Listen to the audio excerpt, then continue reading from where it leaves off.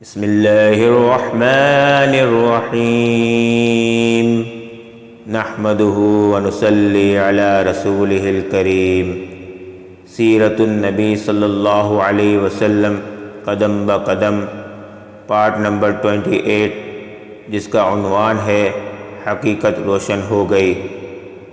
حضرت عبداللہ بن مسعود رضی اللہ عنہ کی بات سن کر صحابہ نے کہا، ہمیں قریش کی طرف سے آپ کے بارے میں خطرہ ہے، ہم تو کوئی ایسا آدمی چاہتے ہیں جس کا خاندان قریش سے اس کی حفاظت کرتا رہے۔ اس کے جواب میں حضرت عبداللہ ابن مسعود رضی اللہ عنہ نے فرمایا، تم میری پرواہ نہ کرو، اللہ تعالیٰ خود میری حفاظت فرمائیں گے۔ دوپہر کے بعد حضرت عبداللہ ابن مسعود رضی اللہ عنہ بیت اللہ میں پہنچ گئے۔ آپ مقام ابراہیم کے پاس کھڑے ہو گئے۔ اس وقت قریش اپنے اپنے گھروں میں تھے۔ اب انہوں نے بلند آواز سے قرآن پڑھنا شروع کیا۔ قریش نے یہ آواز سنی تو کہنے لگے، اس غلام زادے کو کیا ہوا؟ کوئی اور بولا، محمد جو کلام لے کر آئے ہیں یہ وہی پڑھ رہا ہے۔ یہ سنتے ہی مشرکین ان کی طرف دوڑ پڑے اور لگے انہیں مارنے پیٹنے۔ عبداللہ بن مسعود رضی اللہ عنہ چوٹیں کھاتے جاتے تھے اور قرآن پڑھتے جاتے تھے، یہاں تک کہ انہوں نے سورت کا زیادہ تر حصہ تلاوت کر ڈالا۔ اس کے بعد وہاں سے اپنے ساتھیوں کے پاس آ گئے۔ ان کا چہرہ اس وقت تک لہو لہان ہو چکا تھا۔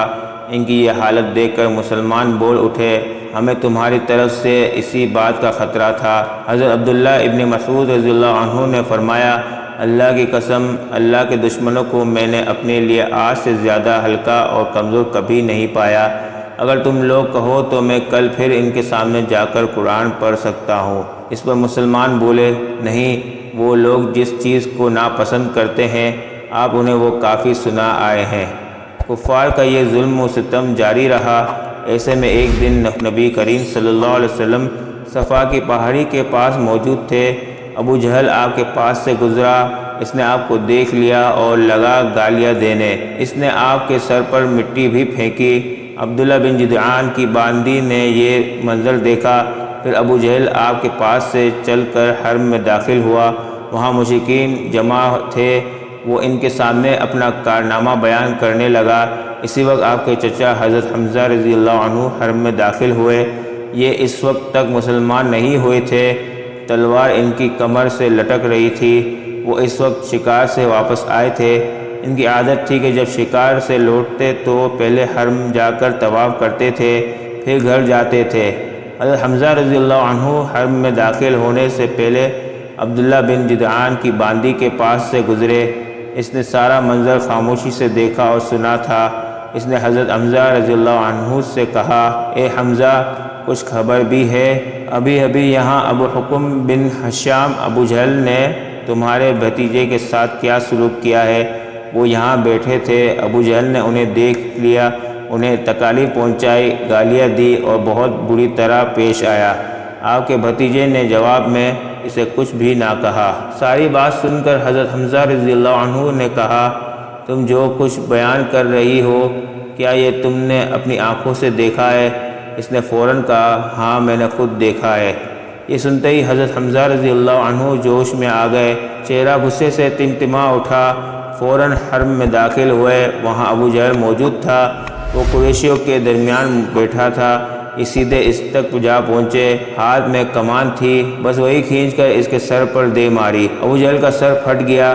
حضرت حمزہ رضی اللہ عنہ نے اس سے کہا، تو محمد کو گالیاں دیتا ہے، سن لے، میں ابھی اس کا دین اختیار کرتا ہوں، جو کچھ وہ کہتا ہے وہی میں بھی کہتا ہوں، اب اگر تجھ میں ہمت ہے تو مجھے جواب دے۔ ابو جہل ان کی منت سماجت کرتے ہوئے بولا، وہ ہمیں بے عقل بتاتا ہے، ہمارے معبودوں کو برا کہتا ہے، ہمارے باپ دادا کے راستے کے خلاف چلتا ہے۔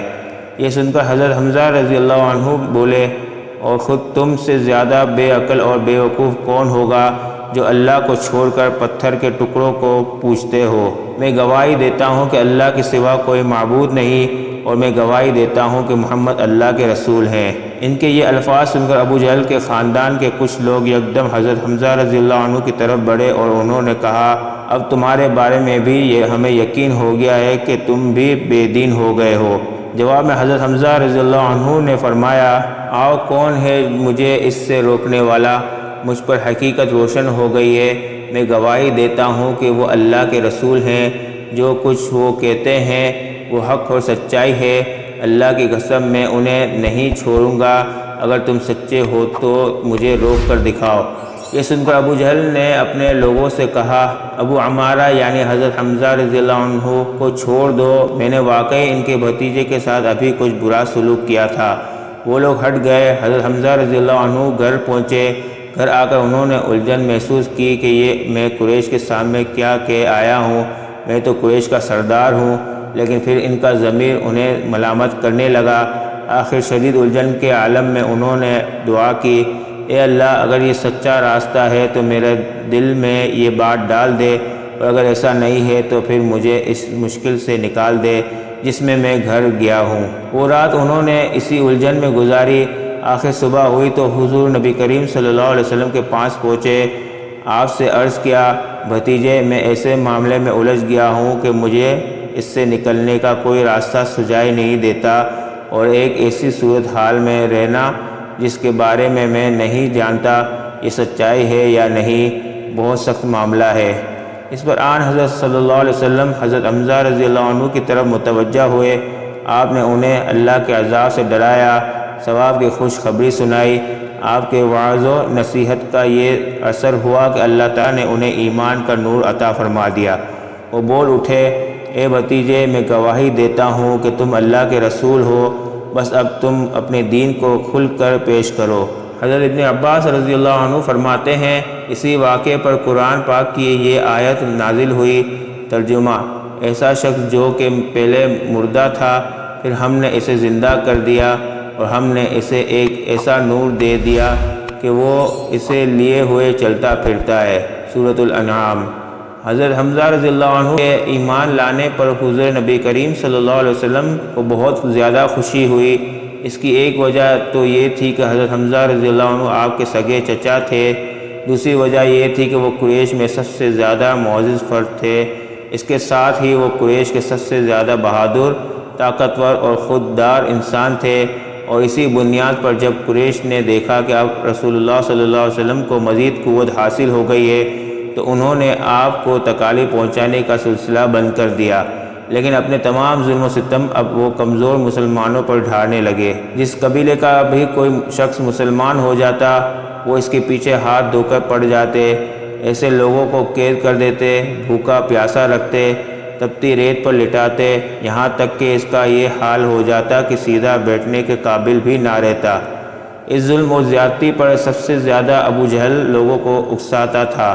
ایسے ہی لوگوں میں سے ایک حضرت بلال حبشی رضی اللہ عنہ بھی تھے۔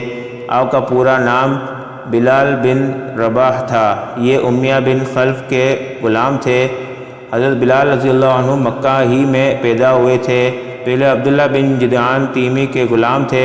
عبداللہ بن جدعان کے 100 غلام تھے، یہ ان میں سے ایک تھے۔ جب اسلام کا آغاز ہوا اور اس کا نور پھیلا تو عبداللہ بن جدعان نے اپنے 99 غلاموں کو اس خوف سے مکہ سے باہر بھجوا دیا کہ کہیں وہ مسلمان نہ ہو جائے۔ بس اس نے حضرت بلال بن رباح رضی اللہ عنہ کو اپنے پاس رکھ لیا۔ یہ اس کی بکریاں چرایا کرتے تھے۔ اسلام کی روشنی حضرت بلال رضی اللہ عنہ تک بھی پہنچی۔ یہ ایمان لے آئے، مگر انہوں نے اپنے اسلام کو چھپائے رکھا۔ ایک روز انہوں نے کعبہ کے چاروں طرف رکھے بتوں پر گندگی ڈال دی، ساتھ ہی وہ ان پر تھوکتے جاتے تھے اور کہتے جاتے تھے، جس نے تمہاری عبادت کی وہ تباہ ہو گیا۔ یہ بات قریش کو معلوم ہو گئی۔ وہ فوراً عبداللہ بن جدعان کے پاس آئے اور اس سے بولے، تم بے دین ہو گئے ہو۔ اس نے حیران ہو کر کہا، کیا میرے بارے میں بھی یہ بات کہی جا سکتی ہے؟ اس پر وہ بولے، تمہارے غلام بلال نے آج ایسا ایسا کیا ہے۔ کیا؟ وہ حیرت زدہ ہو گئے۔ سبحان ربک رب العزت عما یصفون وسلام علی المرسلین والحمد للہ رب العالمین۔